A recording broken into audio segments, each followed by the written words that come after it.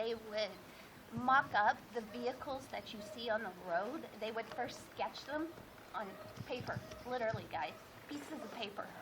And then it went into the computer, and then it went into clay mock-ups. So these guys would take clay and make the vehicles in full-scale models that you see driving down the road. I could sit in a clay mock-up and look at the full interior.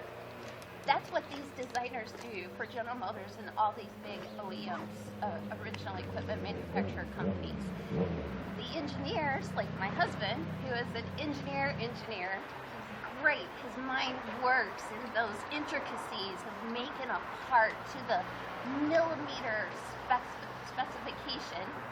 He would then come in and create a part from the clay and from the pieces of paper that the designers would give him. The problem is the engineers and the designers don't speak the same language. They don't even think with the same side of the brain. And so my team would come in and we would mediate between the two teams and try to get them to talk in the same language. Yeah. Let me give you an example of the way you view the world, right?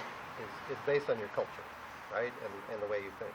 And we had this meeting, and it was about 5 Americans and 5 Australians, and we hashed out all the pros and cons, and we made a decision in that meeting. We all agreed on it. And all the Americans told the management, in North America, yeah, we agreed, we finally made a decision, here's what it is. Every Australian thought one decision was made, and every American thought the opposite decision was made. To a letter. And I still, to this day, can't tell you why.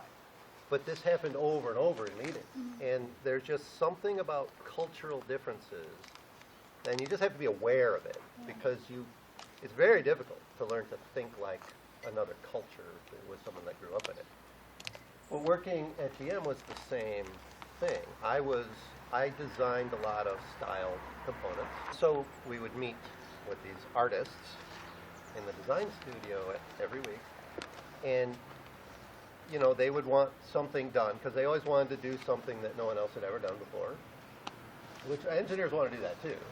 But the artists, they want to style something that is different than they've ever seen. And there's always constraints, right? And so you'd sit down and you'd explain to them, it's physically impossible to manufacture that, right? Change this surface by 3 degrees and you'll be fine. And they'll say, okay. But you'd explain it to them and tell them exactly how to change the surface so it could be manufactured. And they would say, okay, I'll do that. And then you come back the next week and they've changed it to something else. They didn't do what you asked them to do. They did something else that can't be manufactured.